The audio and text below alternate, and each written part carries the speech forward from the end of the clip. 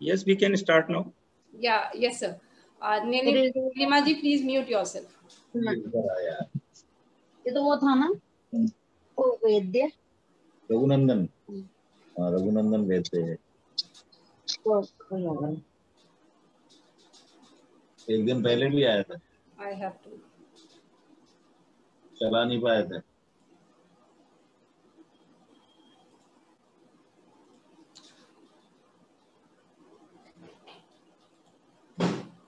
So, नमस्कार दोस्तों, स्वागत, वंदन, अभिनंदन आप सभी का हमारे इस सेशन हम तो माँ कोरोना के 5वें एपिसोड में हम आपके साथ हैं एक बार फिर। So welcome you all. Today session हम थोड़ा सा 8 मिनट लेट स्टार्ट कर रहे हैं, क्षमा चाहती हूँ, बस कुछ तो टेक्निकल प्रॉब्लम भी रहा था इस वजह से। So I welcome all the members who have joined us today from Facebook Live and through Zoom platform also.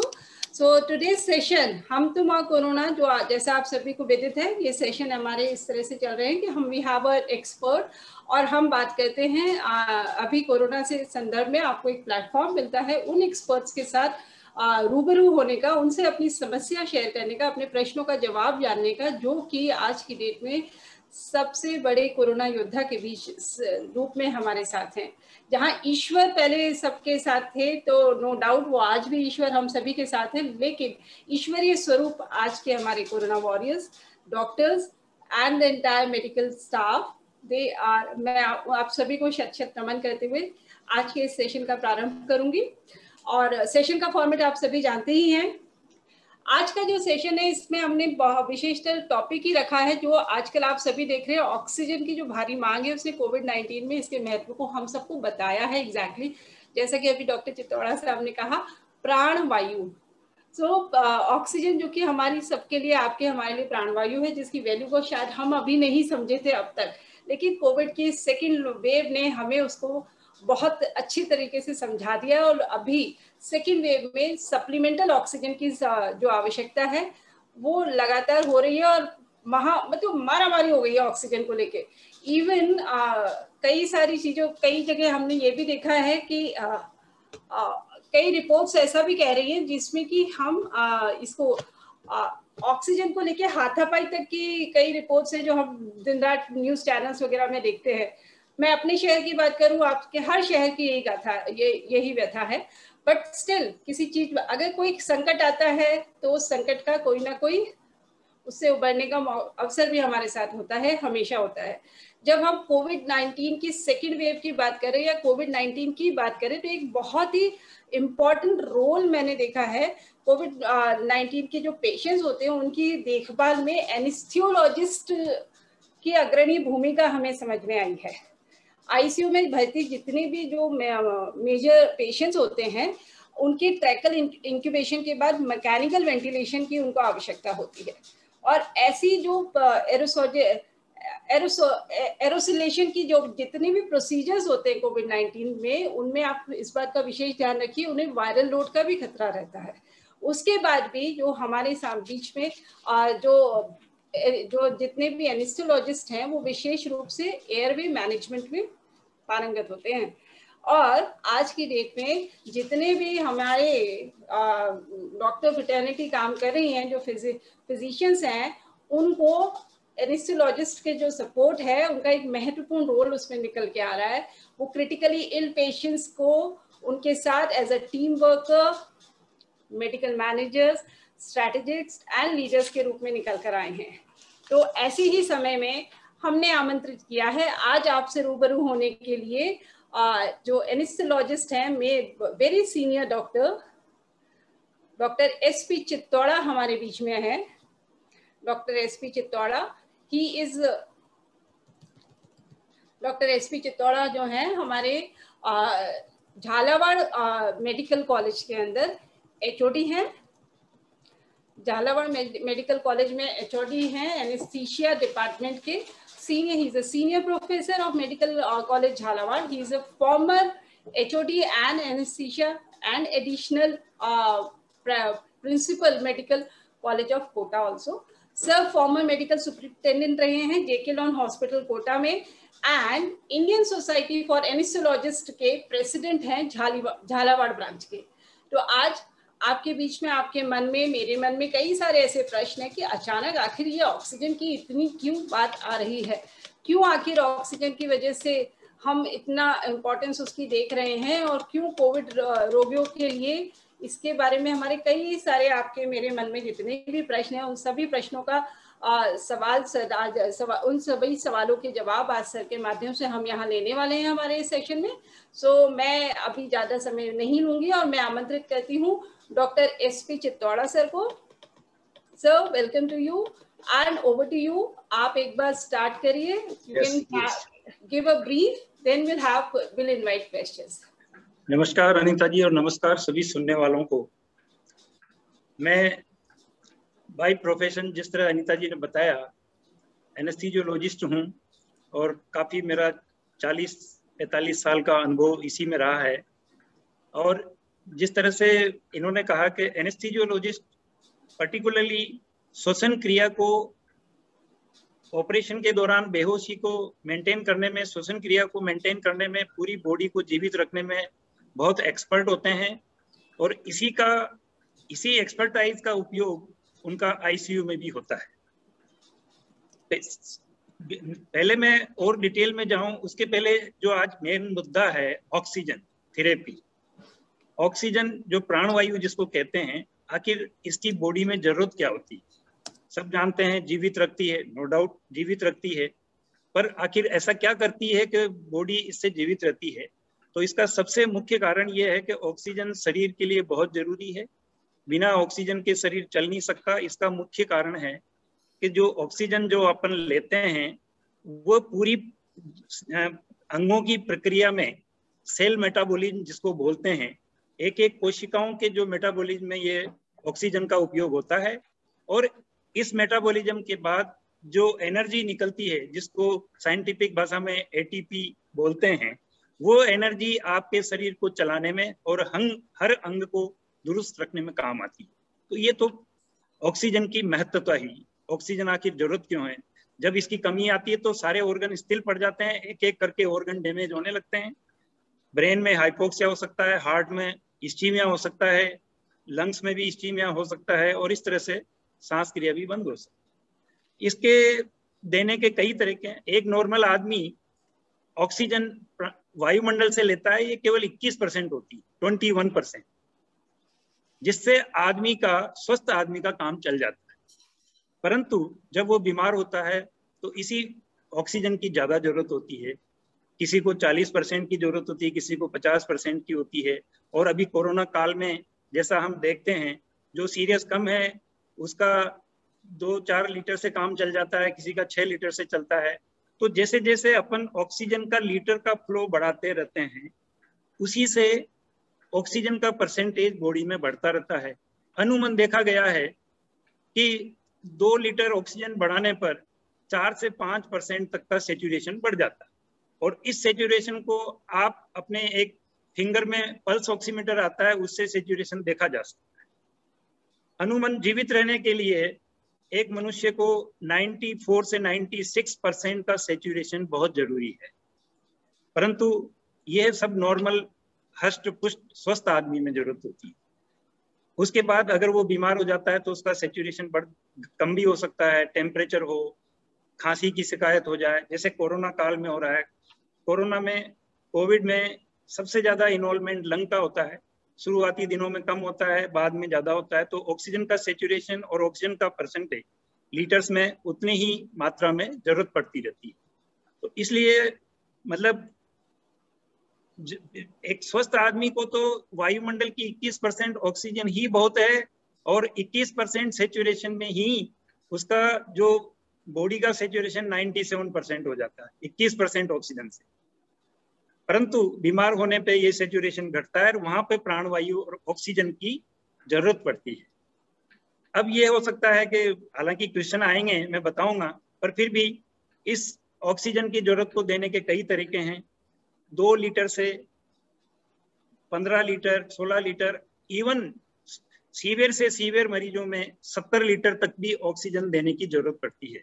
ऐसे ऐसे उपकरण हैं जिनके द्वारा 60 से 70 लीटर ऑक्सीजन देनी पड़ती है जब लंग का डैमेज 70% हो जाता है। कोरोना में कई बार लंग का डैमेज 70% हो जाता है, तो 60 से 70 हाई फ्लो नेजल कैनुला के थ्रू हाई फ्लो ऑक्सीजन भी देनी पड़ती है। तो इसके डिफरेंट मेथड हैं। कैथेटर से भी नाक के द्वारा दी जाती है, फेस मास्क लगा दिया जाता है, बाईपेप लगा दिया जाता है, high flow nasal cannula HFNC होती है। उसके बाद वेंटिलेटर पे भी मरीज को लिया जा सकता है। तो वेंटिलेटर पे लेने के लिए वो थोड़ा सा भारी काम होता है और वो सीरियस मरीज में ही उसको लिया जाता है। फिर ये तो देने के तरीके हो गए। फिर ये हो सकता है कि आखिर ऑक्सीजन जो प्राण वायु आपके वायुमंडल में है, अब वो तो आदमी स्वस्थ आदमी तो खींच लेता है, पर बीमार आदमी कैसे खींचे, इसलिए उसके लिए फिर अलग अलग सोर्स से ऑक्सीजन मिलती है, तैयार की जाती है। 21% ऑक्सीजन वायुमंडल में मिलती है। इससे ज्यादा ऑक्सीजन फिर ऑक्सीजन सिलेंडर्स में जो फैक्ट्रियों में बनती है, लिक्विड ऑक्सीजन होती है जिनके टैंकर आके ऑक्सीजन प्लांट में सिलेंडर भरते हैं। फिर आते हैं ऑक्सीजन कंसंट्रेटर्स जो आजकल बहुत चल रहे हैं। अल्टीमेटली ये भी एटमॉस्फेयर से ऑक्सीजन जो 21% को ही उसमें से ऑक्सीजन को कंसंट्रेट करते हैं। आपकी नॉलेज में ये दे दूं कि वायुमंडल में जो ऑक्सीजन है उसमें 21% ऑक्सीजन होती है, 78% नाइट्रोजन होती है और 1% कार्बन डाइऑक्साइड होती है। तो आप ये देखेंगे कि सबसे ज्यादा नाइट्रोजन होती है। तो ऑक्सीजन कंसंट्रेटर या ऑक्सीजन फैक्ट्रियां, ऑक्सीजन जनरेशन प्लांट, ये सब क्या काम करते हैं, ऑक्सीजन वायुमंडल की ऑक्सीजन को लेकर उसमें से नाइट्रोजन को अलग कर देते हैं। उसमें कुछ एब्जॉर्प्शन मशीनें होती है और आपकी प्योर ऑक्सीजन 90% से 95% आपको मिल जाती है। तो इस तरह से ये पूरी प्रक्रिया ऑक्सीजन की चलती है। ये मैंने आपको थोड़ा सा ब्रीफ नॉलेज इसलिए बताई कि अगर कोई क्वेश्चन आपके दिमाग में हो तो मैं उसका उत्तर देने के लिए तैयार हूँ। फिर भी बेसिक रूप से ऑक्सीजन की क्यों जरूरत होती है, ऑक्सीजन के देने के क्या क्या तरीके हैं, ऑक्सीजन का किस किस सोर्स से अपन को मिल सकती है, ये मुख्य बात है। धन्यवाद। Thank you sir. यहाँ पे एक ऑक्सीजन कॉन्सेंट्रेटर की जब भी हमने बात की है तो सर उससे जुड़ा हुआ एक प्रश्न मेरे पास है, वो है which patient required oxygen concentrator and which one required oxygen cylinder, इसका भी फर्क है सर? हाँ, इसमें फर्क पड़ता है। ऑक्सीजन कंसंट्रेटर ज्यादातर होम आइसोलेशन वालों के लिए ज्यादा काम में आता है, जो कम गंभीर होते हैं, जो माइल्ड केसेज होते हैं, जो क्योंकि ऑक्सीजन कंसंट्रेटर 4 से 6 लीटर तक ऑक्सीजन पर मिनट दे सकता है, इससे ज्यादा नहीं देता, और इसका सैचुरेशन भी 50-60% से ज्यादा का नहीं हो पाता है। तो ज्यादा गंभीर मरीजों में ये कारगर नहीं होता है। जो माइल्ड केसेज हैं, जिनको खांसी जुकाम में हल्की फुल्की सांस फूल रही है, उनमें ये काम में आ सकता है। ऑक्सीजन कंसंट्रेटर्स 5 लीटर पर मिनट के भी आते हैं, 10 लीटर के भी आते हैं, अलग अलग कैपेसिटी के आते हैं। उसी तरह से इनकी जो मशीन होती है वो उसमें से नाइट्रोजन को अलग करके पूरी ऑक्सीजन कंसंट्रेटर के थ्रू मरीज को दी जा सकती है। परंतु इसमें फ्लो अपन 6 लीटर से ज्यादा का नहीं दे पाते हैं। कुछ मशीनें जो आ रही है वो 10 लीटर तक भी देती है, पर 6 से 10 का मैक्सिमम फ्लो होता है। जबकि गंभीर मरीजों में, जैसा मैंने पहले भी बताया था, 15 लीटर और 60-70 लीटर तक भी जरूरत पड़ती है, वो ये मशीन नहीं दे सकती। और वो गंभीर, जैसे किसी का CT स्कोर 15 से 20 हो तो उसके लंग डैमेज 70% हो जाते हैं, तो उसमें ये कारगर नहीं हो। हाँ जी।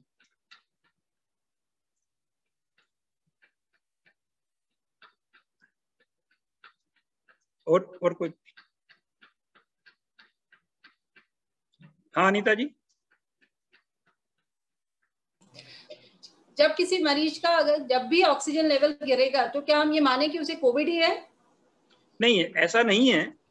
कोविड ये एक तरह से श्वास की बीमारी है और ये जैसे फैलती है, मैं समझता हूँ काफी लोगों को अब तो नॉलेज हो गई है, और ये अल्टीमेटली शुरू में गले को खराब करती है, उसके बाद लंग्स को खराब करती है।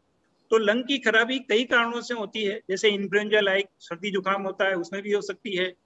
किसी में लंग की बीमारी, निमोनिया हो, डेंगू का फीवर होता है, उसमें भी हो जाती है, और कई तरह की TB में भी होती है। परंतु जब जब सांस फूलती है तो ऑक्सीजन की कमी आती है और वहां पे ऑक्सीजन देना पड़ता है।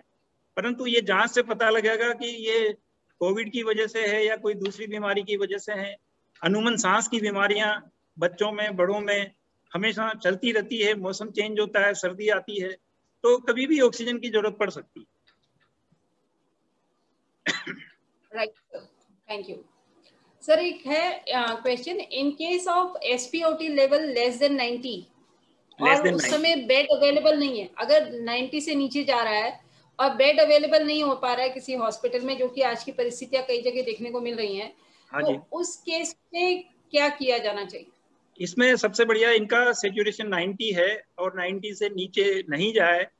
इनके लिए पहली बार तो चिकित्सक से मिलके, एक तो इसका जो कोविड का इलाज है, दवाइयां हैं प्रॉपर, वो लेने के बाद इसको ऑक्सीजन कंसंट्रेटर से होम आइसोलेशन में भी मैनेज किया जा सकता है किसी चिकित्सक की निगरानी में। इसमें ऑक्सीजन कंसंट्रेटर, क्योंकि 90% के सैचुरेशन को ऑक्सीजन कंसंट्रेटर से अगर 6 लीटर फ्लो भी अपन दे तो उसका सैचुरेशन 94-95 तक बढ़ सकता है। परंतु रहना पड़ेगा किसी चिकित्सक की निगरानी में। तो सर वो जो आजकल प्रोनिंग वाली बात आ रही है, तो उससे भी घर में बढ़ाया जा सकता है? वो भी एक तरीका है। प्रोनिंग में क्या है कि अगर चेस्ट पे अपन तकिया रखते हैं और यहाँ पे पेल्विस के यहाँ तकिया रख के और एब्डोमेन को फ्री रख के अपन श्वसन क्रिया करते हैं, जोर से सांस लेते हैं 4-5 बार, तो इससे क्या होता है कि कुछ तो सिक्रीशंस होते हैं वो हट जाते हैं। दूसरा, इसमें लंग के जो फैलने की और फूलने की क्षमता बढ़ जाती है, उससे आदमी ज्यादा वायुमंडल से सांस लेता है और सैचुरेशन बढ़ने के चांसेस दिखते हैं। इस तरह की प्रक्रिया अगर व्यक्ति दिन में 2 से 3 बार करे, सुबह, दोपहर को, शाम को, तो उसकी जो सैचुरेशन की क्षमता 90 से 93-94 तक बढ़ सकती है।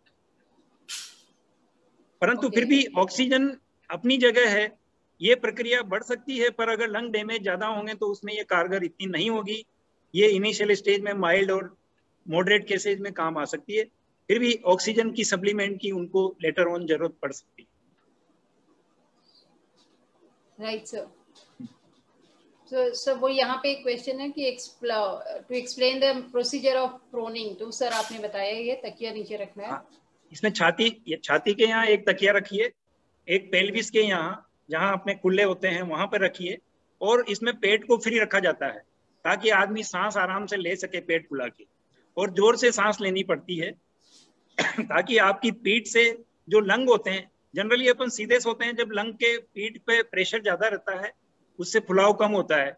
ये सब देखा गया है कि प्रोनिंग करने में लंग का जो फुलाव है, लंग का एक्सटेंशन ज्यादा अच्छा होता है, और जो अंदर सिक्रीशंस वगैरह, बलगम वगैरह होता है, वो भी ग्रेविटी के थ्रू बाहर आ जाता है। Okay, thank you sir.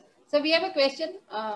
We have sir ISCD director from our national office, Dr. Avinash Chandra Joshi. Yes, namaskar sir.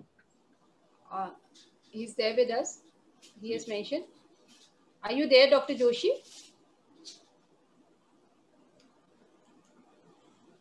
I think he left. Do you want it? Hello, Dr. Joshi?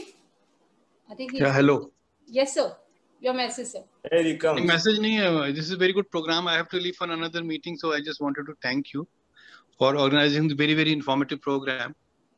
Namaskar. And we were listening to your the information which you have provided. Very, very useful. And in fact, many of the people are not aware. So I wanted to compliment you for this thing, and thanks Anita for organizing this program. All the very best to you. Thank you, sir. I have another meeting, so I was leaving. So I thought I will just say my thanks to you. All the very best. Thank you so much, sir. Please carry on with the program. Right, sir. Thank you. Thank you. Thank you. Right, sir. We have a question from Mr. S.K. Sharma. Mr. Sharma, would you like to ask a question? You can unmute yourself and ask. Doctor, good afternoon. Good afternoon. I'm physically fit and I have never been infected by COVID. And yes. I've been taking this oxygen reading for the last, say, about 6 months. Yes. But not daily, but say once in a while. And which one? Oxygen breathing? Oximeter reading. Oximeter. Achha, okay. And the reading is around 95. 95. It's okay. 90, right. In case of my wife, it is around 99. So 99. I'm not complaining that she takes all the oxygen in my house, but Yes. is 95 okay, or how can it be increased? I mean, oxygen saturation for a healthy person, it is 94 to 96 is sufficient, but healthy persons may have a 98 or 99. But without oxygen, if अगर अपन oxygen नहीं ले रहे हैं, तो it never goes to 100. अरे 100, we should not demand for 100% oxygen normally. If it is 99, it is more than enough. 98 is sufficient, and 94 to 96 is also fair. But from 95, in my case, can it be increased to say 697? How can it increase? By doing what? It can be it can be increased by the breathing exercises.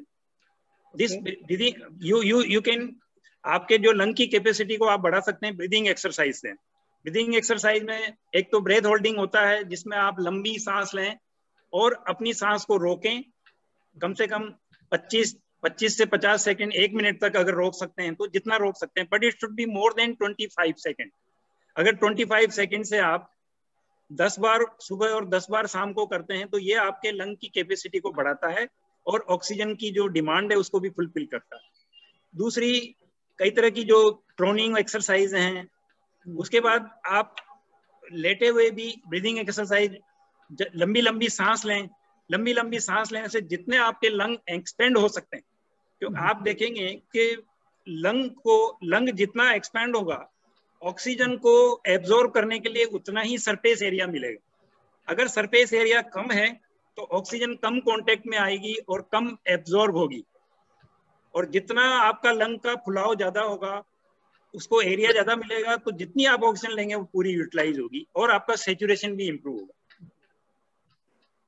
Thank you. Thank you. Very nice.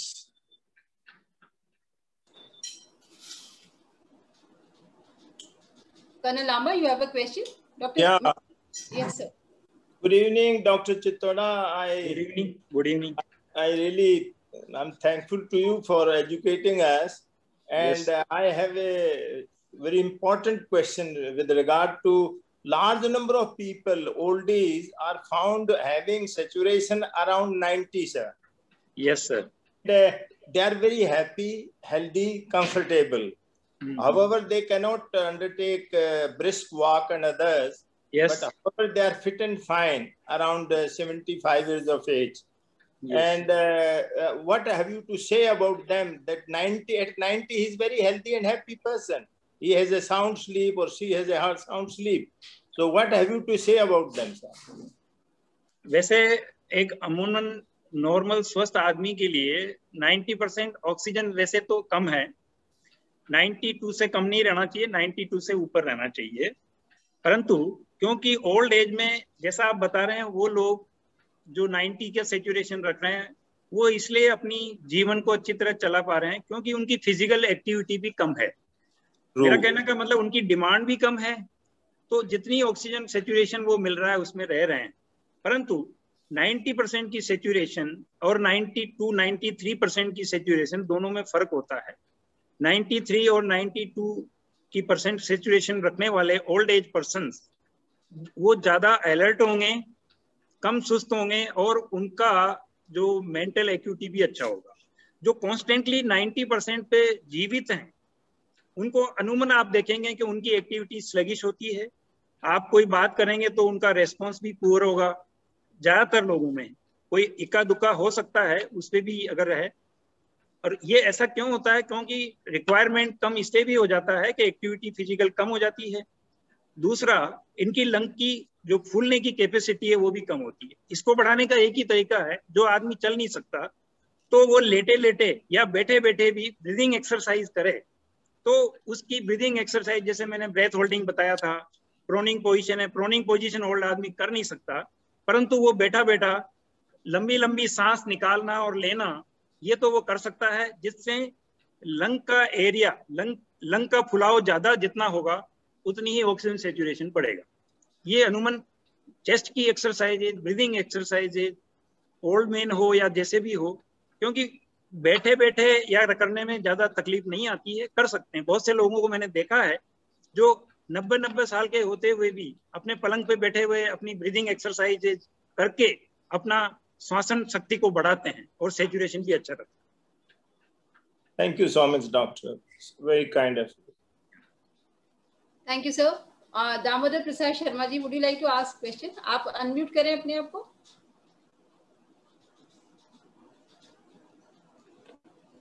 Sir, Damodar जी का question है, pollution का भी आधार होता है क्या? प्राणवायु को कम हो सकता है क्या? ये बिल्कुल खाने से भी बिल्कुल सही। खाने से प्राणवायु बढ़ सकती है? नहीं, खाने का तो इतना नहीं है, बल्कि खाने में तो प्राणवायु ऑक्सीजन चाहिए उसके मेटाबॉलिज्म के लिए। परंतु पोल्यूशन जो है, जैसे आप किसी पोल्यूशन एरिया में रहते हैं, डस्ट है, तो उसमें डस्ट या पोल्यूशन या कार्बन मिलके वो कार्बन को बढ़ा देते हैं और उससे ऑक्सीजन का जो कंसंट्रेशन कम हो जाता है। और जब आप इनहेल करते हैं तो उस समय ऑक्सीजन के साथ आपकी कार्बन डाइऑक्साइड या पोल्यूटेड गैसेज ज्यादा जाती हैं, उससे ऑक्सीजन की मात्रा कम मिलती है।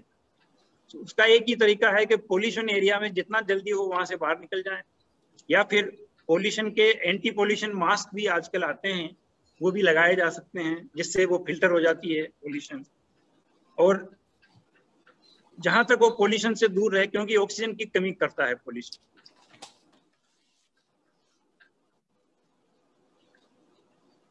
Right sir, thank you. Damodar ji, आपको कुछ कोई क्वेश्चन है अभी? Yes, doctor Yogesh Upadhyay, former national president of ID. नमस्कार। नमस्कार जब, नमस्कार। अच्छा, आपने बहुत सारे जो क्वेश्चंस लोगों के थे तो आपने तो पहले ही उसको क्लैरिफाई किया। तो जरूरी मैं I am joining from Pune. Yes. का एक न्यूज में मैंने देखा था कि न्यूज में कि एक लेडी ने एयर कंडीशनर के फ्लो के नीचे अपने हस्बैंड को खड़ा करके ऑक्सीजन जो कंसंट्रेशन बढ़ाया था उस समय। तो क्या ये साइंटिफिकली प्रूव्ड है? कि न्यूज पे वो आ रहा था कि अगर हम ऑक्सीजन जैसे एयर कंडीशनर के पास में हैं तो एयर कंडीशनर की वायु जो हवा जो आती है उसमें ज्यादा ऑक्सीजन रहती है, ऐसा नहीं, ये भ्रांति है। एयर कंडीशन में ऑक्सीजन तो ज्यादा रहने का कारण ही नहीं, क्योंकि वो भी एयर कंडीशन भी वायुमंडल से ही ऑक्सीजन ले रहा है। तो वायुमंडल से जो ऑक्सीजन ले रहा है तो आपको भी 21% से ज्यादा नहीं मिलेगी। नहीं, पता लगा कि वो उसको एयर कंडीशनर लगातार रखा, उसको और निमोनिया बढ़ गया, ठंडी लग गई, क्योंकि न्यूज पे काफी दिन चला था। एक्चुअली वो क्लिपिंग में भेज सकता हूँ अनीता जी को, और डॉक्टर से ऐसे उसको बड़ा शाबाशी दी गई थी लेडी को।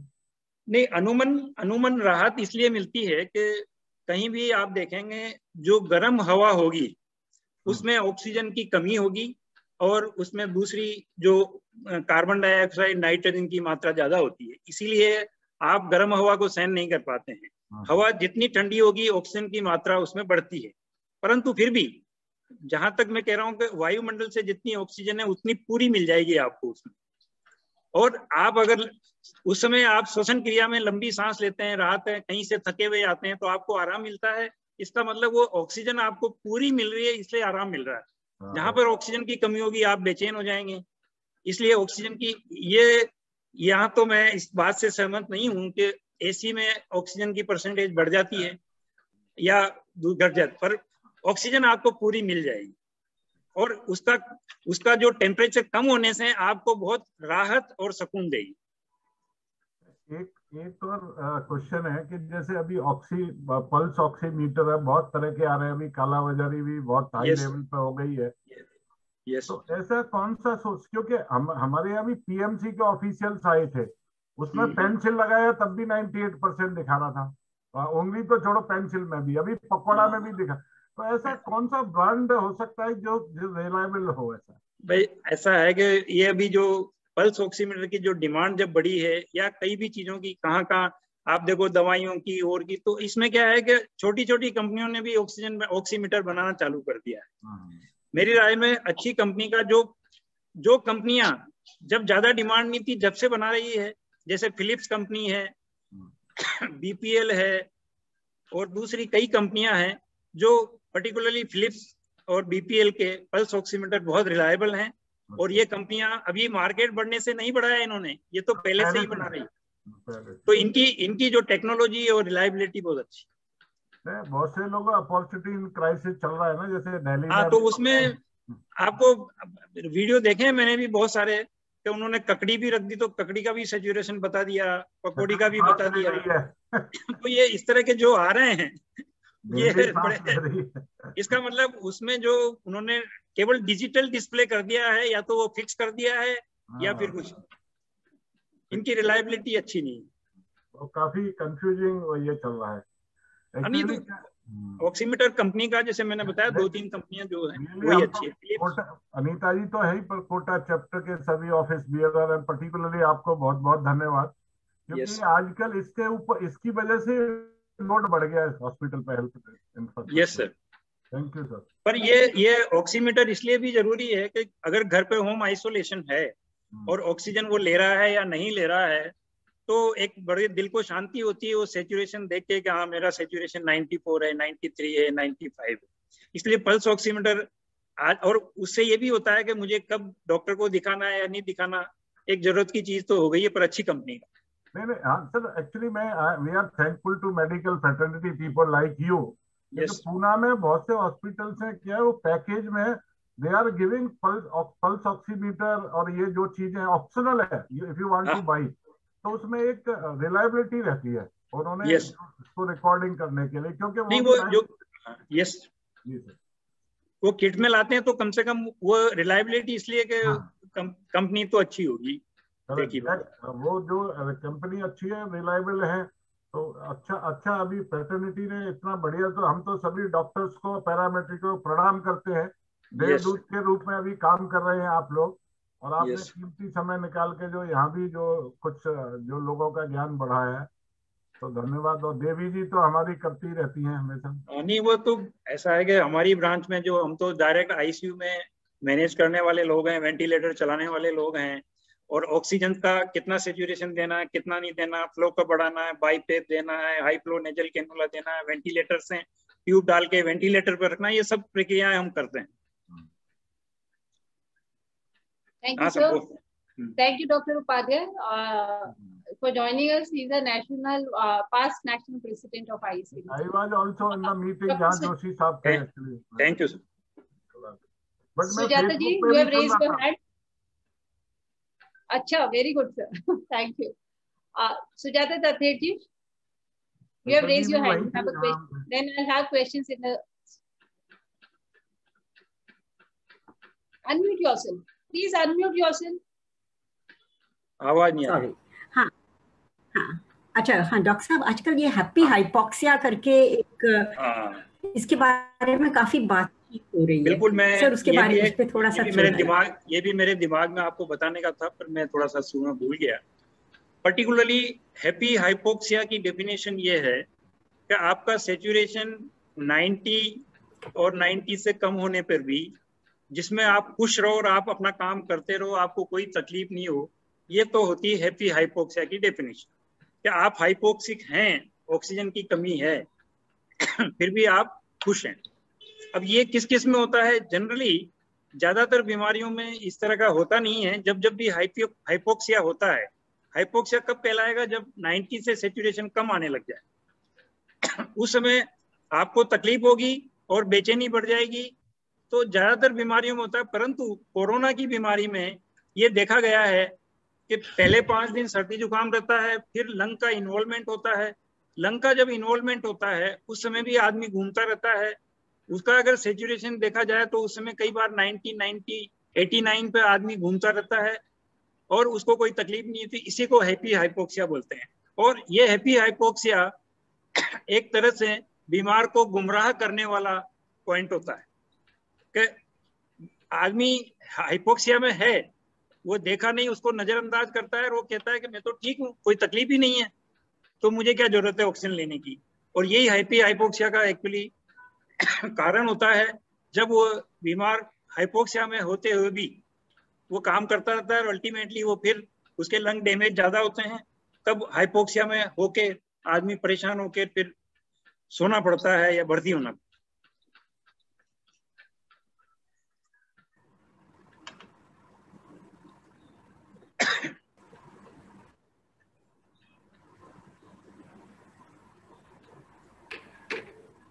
मुझे लगता है आपको आंसर मिल गया होगा मेरा। यस सर, हाँ, thanks a lot sir, clear.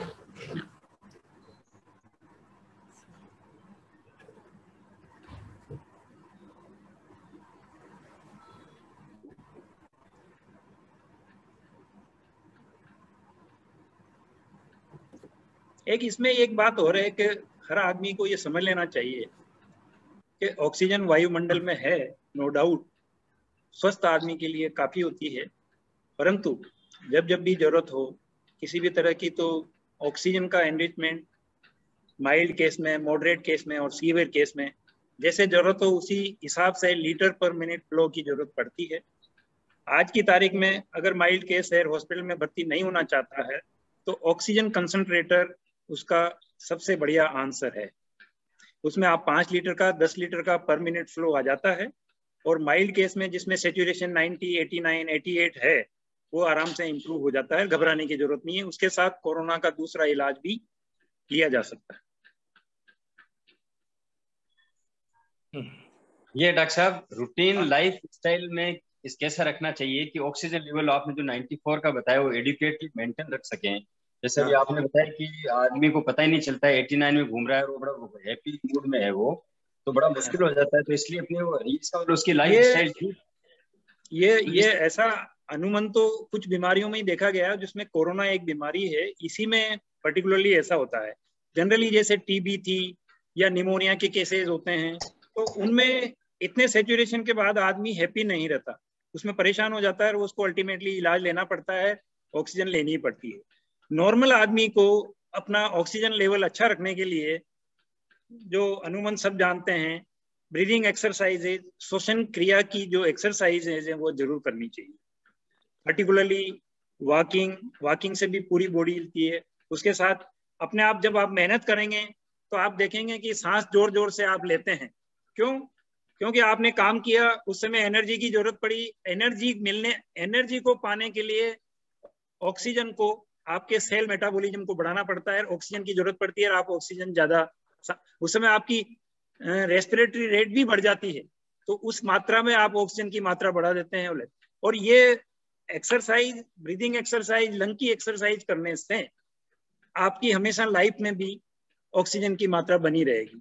दूसरा ये है कि किसी भी तरह की खांसी या बलगम या किसी तरह के जो आप में आपकी आदतें हो जो फेफड़े को खराब करती हो, जैसे स्मोकिंग है, या कोई जैसे जर्दा भी खाता है, या उसको खांसी हो गई है, कोई डस्ट पोल्यूशन में ज्यादा रहता है, कोई जिस तरह की मशीनें हैं क्रेशर वगैरह की, इनमें भी बहुत से लोग काम करते हैं, तो वो डस्ट इनहेल करते रहते हैं, तो इनको अमूमन सांस की तकलीफ ज्यादा होती है, और ये लोग, इनकी भी सैचुरेशन, कम सैचुरेशन पे ये चलते रहते हैं।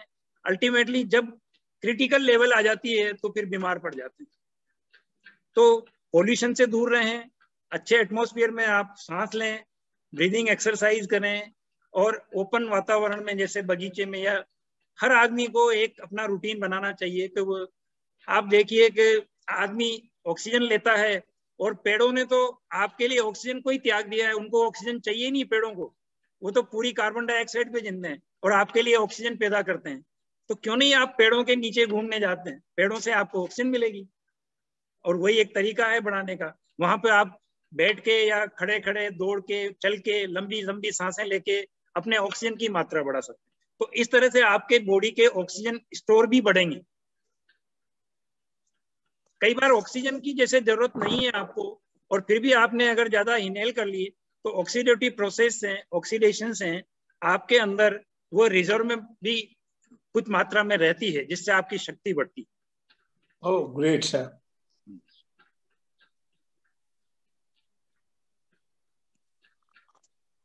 यहाँ पर एक बात मैं चाहूंगी कि इस प्लेटफॉर्म से अभी हम क्वेश्चंस और कंटिन्यू करते हैं सर, उससे पहले मैं आपसे एक निवेदन करना चाहूंगी सर, आप इस प्लेटफॉर्म से एक संदेश आपके माध्यम से मैं चाहूंगी ऐसे लोगों को दें कि आजकल मैंने देखा है कुछ लोग, मतलब पर्सनली मैं ऐसे कई लोगों को जानती हूँ और आप भी जानते होंगे कि कुछ लोग ऐसे हैं जो ऑक्सीजन सिलेंडर्स का अपने घर पर स्टॉक कर रहे हैं कि अगर मुझे कुछ हो गया तो ऐसे लोगों को क्या सर, इस तरह का मैं चाहूंगी इस प्लेटफॉर्म से आप एक संदेश जरूर दें। स्टॉकिंग ऑफ ऑक्सीजन सिलेंडर्स चल रहा है अभी, ये क्या है कि कहीं ना कहीं ऐसा, देखो अनीता जी, इसमें क्या है कि ये एक आदमी की ह्यूमन नेचर होती है कि जब भी कोई चीज की क्राइसिस होती है तो वो घबरा जाता है, और घबराहट में वो देखता है कि मेरे को या मेरे परिवार को जरूरत पड़ेगी तो क्या होगा, तो उस चक्कर में वो उसको स्टोर कर लेता है।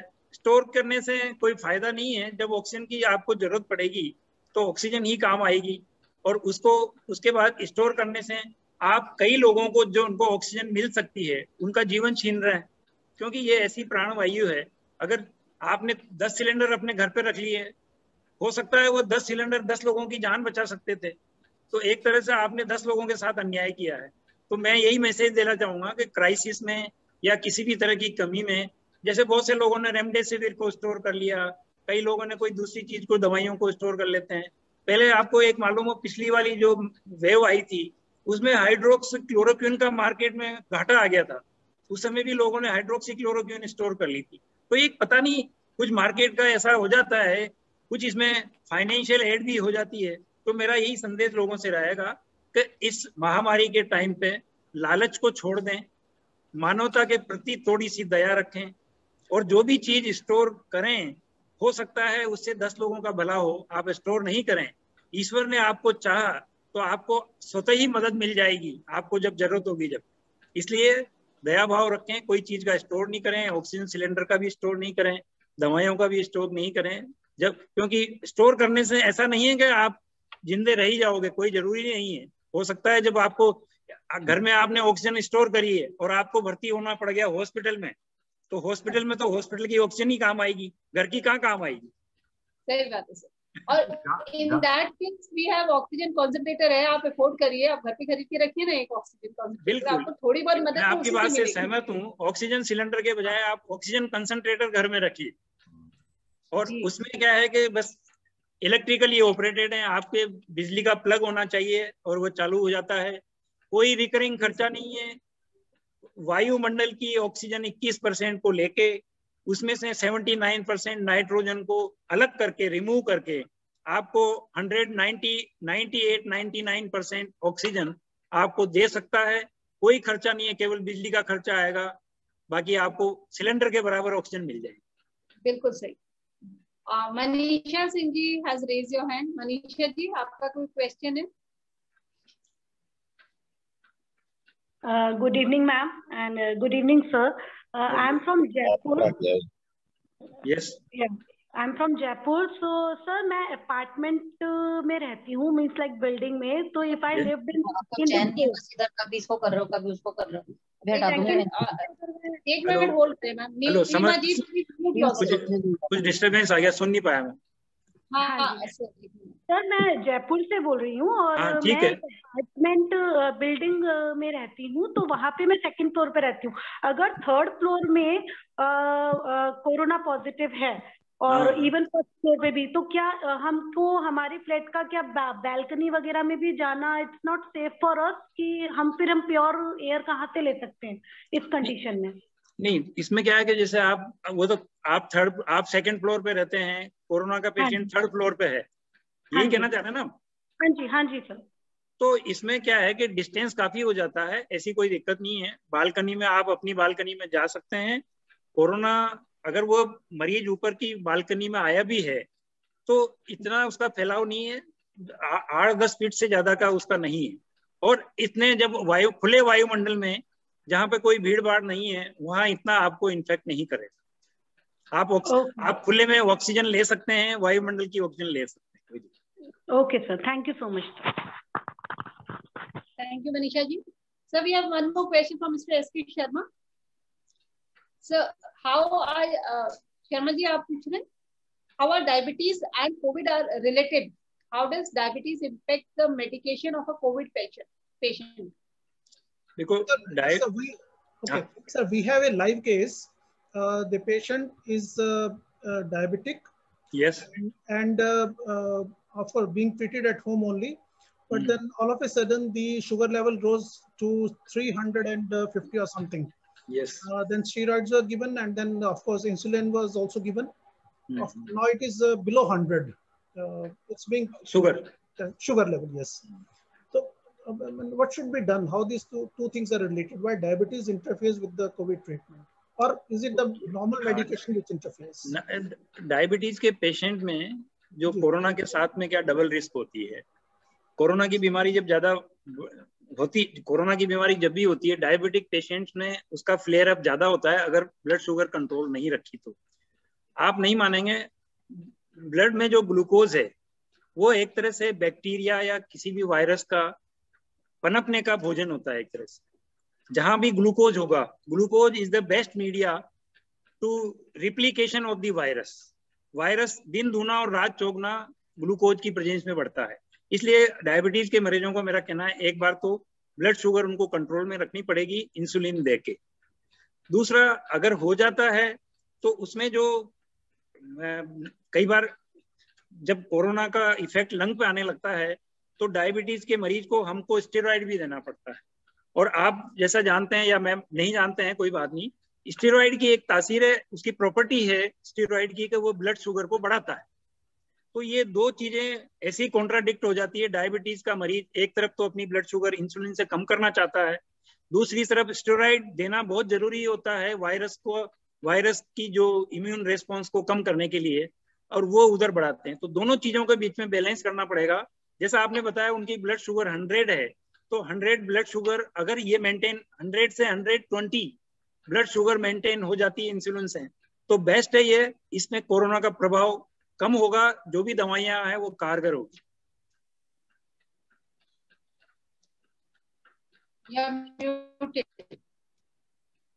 हेलो, हाँ सहमत है मेरी बात से? Very good, sir. Mr. Sharma, you are muted. Yeah. Diabetes के लिए कोरोना में जो दवाइयां चलती है या किसी भी कई बार कई बीमारियों में हमारे हॉस्पिटल में भी आईसीयू में हम ब्लड शुगर को बढ़ने नहीं देते, ब्लड शुगर को एक कंट्रोल वे में रखते हैं। कम भी नहीं होना चाहिए, कम भी घातक होती है और ज्यादा भी घातक होती है। 100 से 120-30 के बीच में इसका बैलेंस रहना चाहिए। तो आपकी बैक्टीरियल इन्फेक्शन, वायरल इन्फेक्शन ये नहीं होते, सेप्टिसीमिया नहीं होता और आप सेप्टिक नहीं होते। Right, sir. Thank you. We have a question from Mr. Chitralal Chittoda ji. और कोई question? You can unmute yourself. हाँ. Anita ji, I have a question to doctor. Doctor, yes. What is the role of Colonel Lamba? Hello. Colonel Lamba, we have we'll take up your question. Question small. There's a question. What is the role of air purifier, sir? Pardon? What is the role of air purifier? Air purifier, I think जो air purifier होते हैं वो oxygen की मात्रा नहीं बढ़ाते हैं, केवल आपकी जो ऑक्सीजन 21% आ रही है उसमें डस्ट नहीं आया है, कार्बन डाइऑक्साइड नहीं आया है, उसको वो प्योरिटी को मेंटेन करते हैं। क्योंकि तो प्यूरिफायर का काम ये है कि डस्ट में कार्बन मटेरियल और दूसरी कोई भी कॉटन वगैरह हो उनको अलग कर देते हैं और आपको पूरी प्योर ऑक्सीजन मिल पाती है। जो भी वायुमंडल। Thank you so much sir. Purifier का मतलब ये भ्रांति नहीं होना चाहिए कि इसमें ऑक्सीजन ज्यादा आ जाएगी, नहीं आएगी, क्योंकि वो वायुमंडल से ही तो ले रहा है और उसमें ऑक्सीजन की कंसंट्रेशन बढ़ाने का कोई भी उपकरण नहीं होता है, जबकि ऑक्सीजन कंसंट्रेटर में वो ऑक्सीजन की कंसंट्रेशन बढ़ाने का उपकरण होता है। Thank you so much. Thank you sir. So we have a question from Mr. Chitralal Chittoda ji. Chittoda sir? Yes sir. Yes doctor साहब नमस्कार।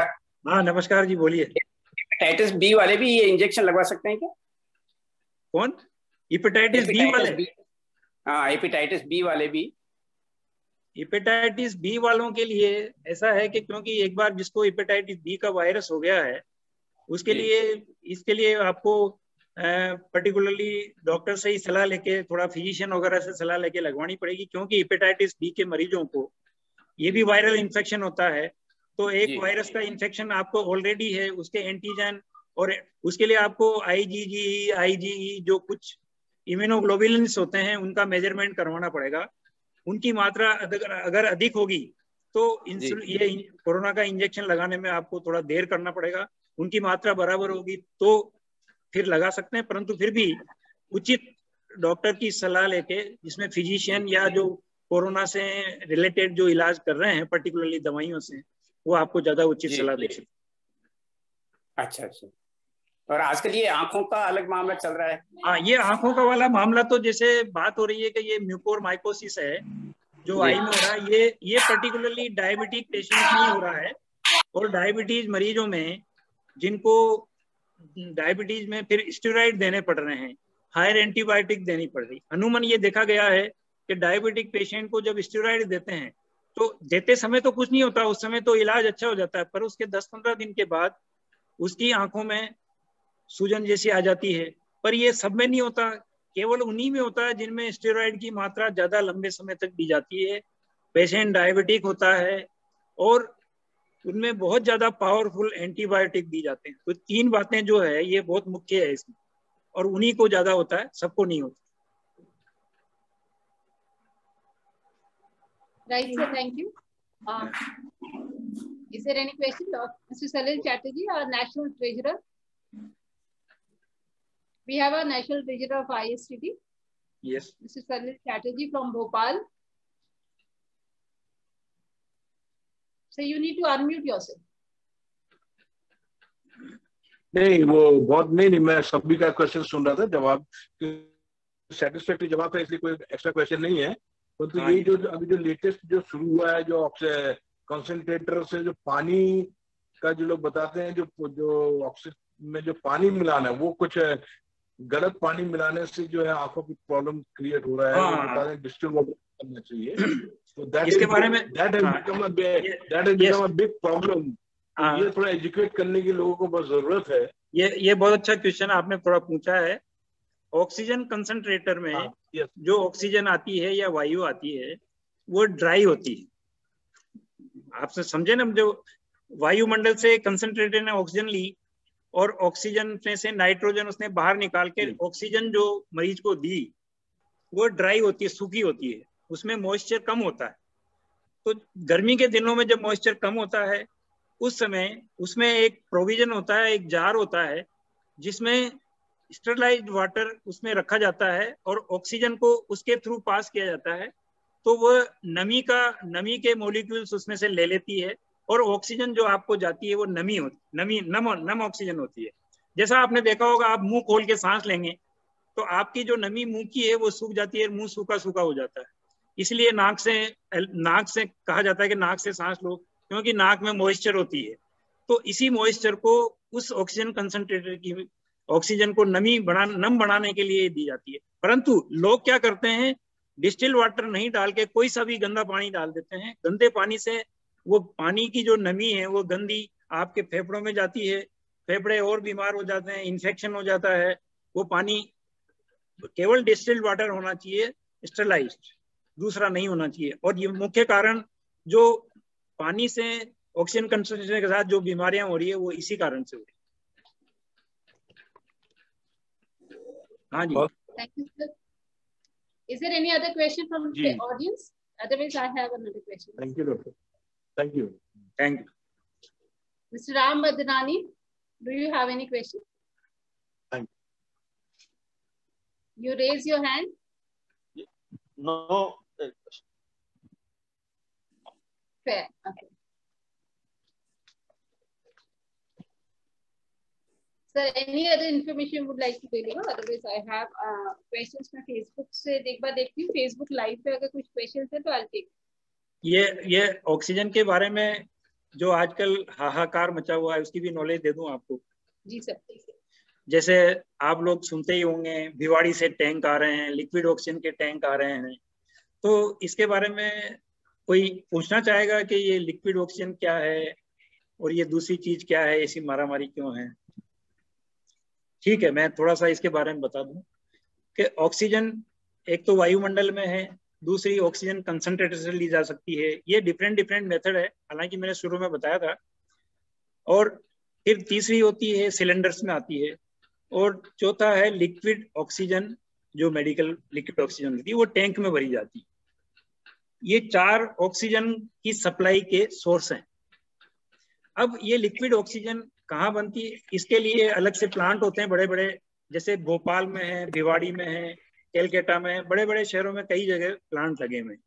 तो वो केमिकल प्रोडक्ट्स करके ऑक्सीजन को, वायुमंडल की ऑक्सीजन लेके उसमें से नाइट्रोजन बाहर निकाल के कुछ प्रोसेस होते हैं हीटिंग के, चिलिंग के, और उस तरह से वो ऑक्सीजन को फिर आप देखेंगे कि जब ऑक्सीजन का टेम्परेचर -180 पे ले जाया जाता है तो ये ऑक्सीजन जो गैस होती है ये लिक्विड बन जाती है, और ये liquid oxygen -190 degree centigrade temperature पर उन सिलेंडर्स में हाई प्रेशर पे, कंप्रेशर पे दबाव के साथ उन सिलेंडर्स में भर के जगह जगह जहाँ पे लिक्विड ऑक्सीजन के प्लांट लगे हुए हैं उन टैंकों को लिया जाता है, और उन टैंकों से ये सिलेंडर भरे जाते हैं। तो जितने भी ऑक्सीजन के प्लांट हैं शहरों में, वहां पे लिक्विड ऑक्सीजन के टैंक आते हैं और उनसे ये सिलेंडर भरे जाते हैं। जैसे ही उस सिलेंडर का प्रेशर कम होता है वो लिक्विड अपने आप टेम्परेचर से गैस में परिवर्तित होता है, और वो गैस जब बाहर निकलती है तो उससे सिलेंडर भरे जाते हैं, और ये सिलेंडर आपको हॉस्पिटल में और सब जगह सप्लाई की जाती है।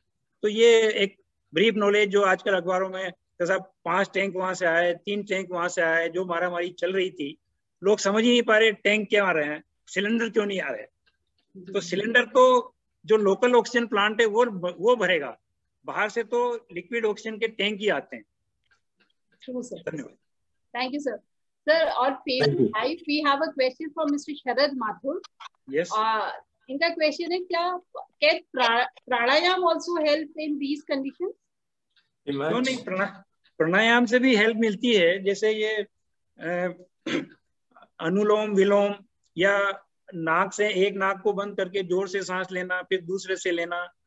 इनफैक्ट क्या है कि सभी में लंग की जो एक्सरसाइज होती है, जोर से सांस निकालना, जोर से लेना, आप देखेंगे आप खुली हवा में पेड़ के नीचे जहाँ अच्छी शुद्ध वायु हो और आप लंबे सांस लेकर आप कुछ छाती को फुलाएंगे तो उसमें ऑक्सीजन की मात्रा ज्यादा जाएगी। उसको थोड़ी देर तक आप रोकें, ब्रेथ होल्डिंग करें, तो वो जो आपने ऑक्सीजन ली है वो लंग की मेम्ब्रेन से, देखो ऑक्सीजन कैसे जाती है, फेफड़ों के बीच, फेफड़ों के और ब्लड की धमनियों के बीच में एक मेम्ब्रेन होती है, कोरोना में वही बिगड़ जाती है, उसी में ये सफेद सफेद जम जाता है और ऑक्सीजन लंग से ब्लड में पास नहीं हो पाती है।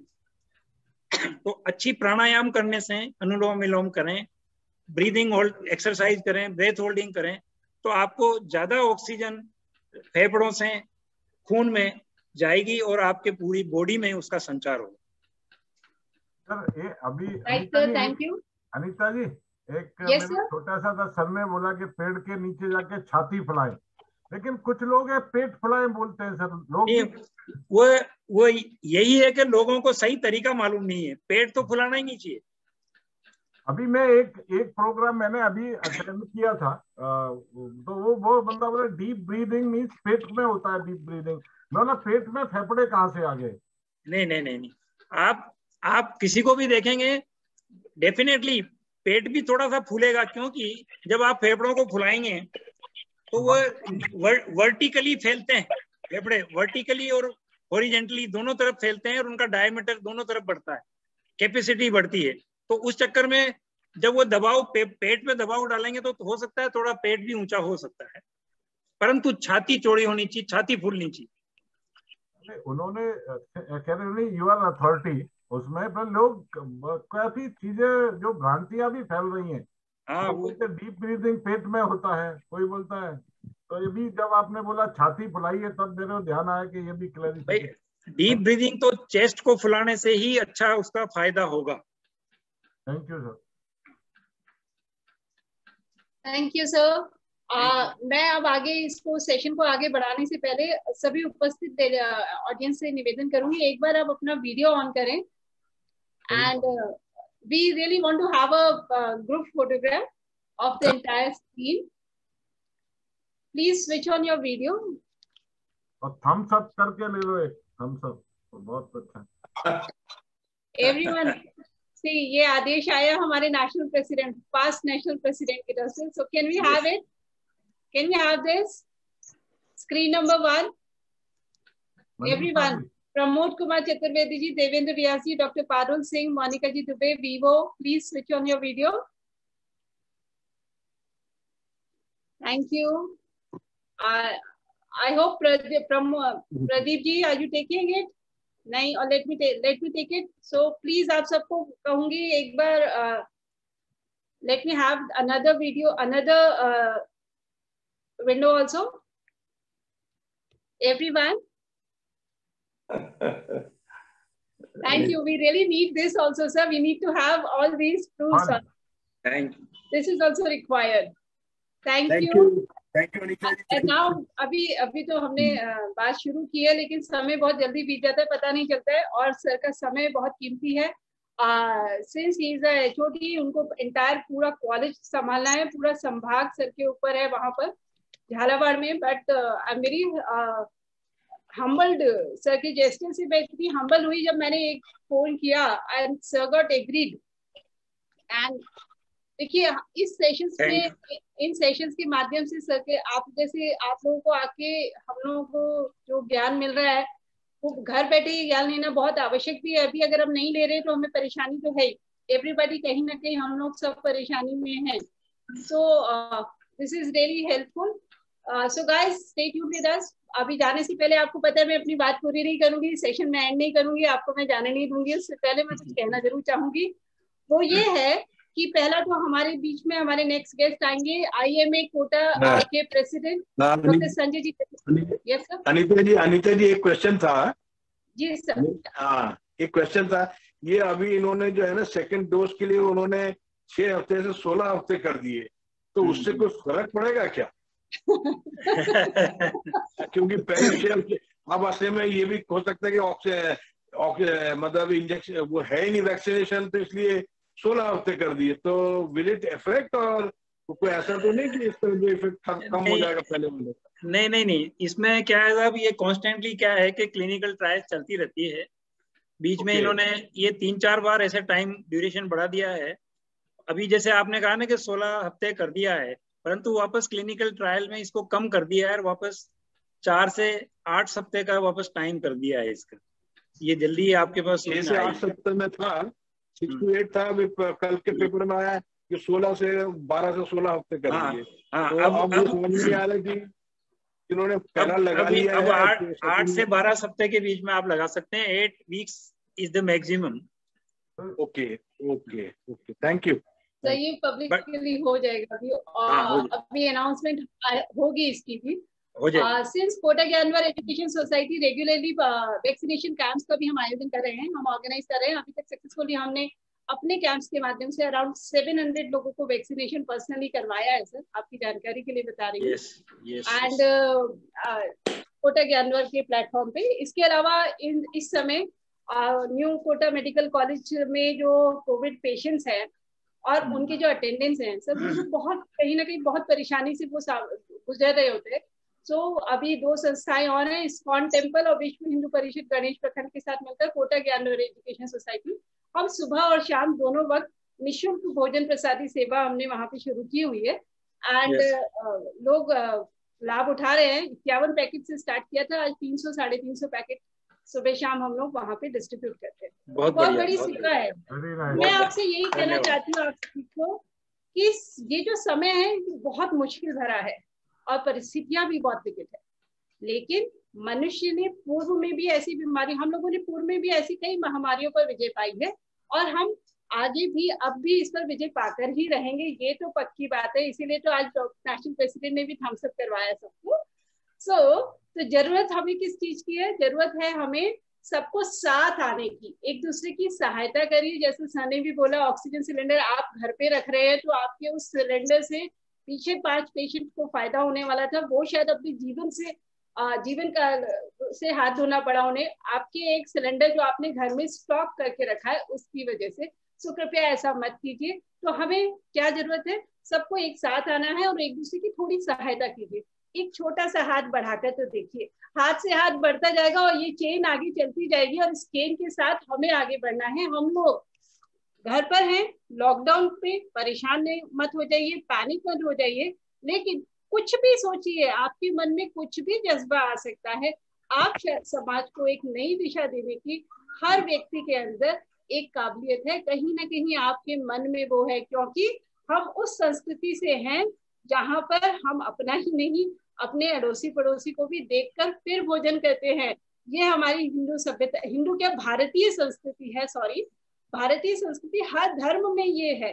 तो मैं आप सभी से निवेदन करूंगी, एक हाथ बढ़ाकर तो देखिए, और इंसानियत का समय यही टाइम होता है जब हम अपनी वैल्यूज के साथ आगे बढ़ते हैं। और भारतवर्ष प्लीज, मैं सभी से निवेदन करती हूँ, मैं किसी को फेवर नहीं कर रही हूँ, किसी पॉलिटिकल पार्टी की सपोर्टर नहीं हूँ, लेकिन सही को सही और गलत को गलत कहना सीखिए। और ऐसे कड़े वक्त में इजराइल से आप लीजिए, क्या हमें सबक लेना चाहिए। हम राष्ट्र के साथ खड़े हों, सब एकजुट होकर अगर मुकाबला करेंगे तो हम कोरोना जैसी छोटी सी बोलना गलत वर्ड होगा, एक बड़ी विकराल महामारी जिसने रूप ले लिया है, उससे हम बहुत जल्दी उभर पाएंगे और सब एक साथ मिले। मैं डॉक्टर चित्तौड़गी से निवेदन एक मैसेज देना चाहता हूँ मैं, अनीता जी, ये मैसेज एक्चुअली कोरोना की इस महामारी में मैं भी आपसे एक बात कहना चाहूंगा कि इस समय जो 3 बातें हैं वो सबको फॉलो करनी ही है, मास्क लगाना, डिस्टेंस रखनी है और सैनिटाइज। और ये तो अपने पुराने जो सनातन धर्म की पद्धति है कि हाथ हमेशा कहीं भी जाओ, कहीं भी कोई काम करो, हाथ धोने की प्रथा ये अपने परिवारों में शुरू से रही है। और दूरियां तो वास्तव में बिल्कुल एक दूसरे से ज्यादा सटकर चलने के बजाय तो थोड़ी डिस्टेंस रखना ज्यादा बढ़िया। एक मास्क के बारे में जरूर कहना चाहूंगा, मास्क जरूर लगाएं, इसको छोड़े नहीं। अभी कम से कम वो आगे की लहर आएगी या वेव आएगी, मास्क से कोरोना से तो बचेंगे ही बचेंगे। इसके अलावा आपकी नॉर्मल जिंदगी में भी आप पोल्यूशन से, दूसरी बीमारियों से बचे रहेंगे।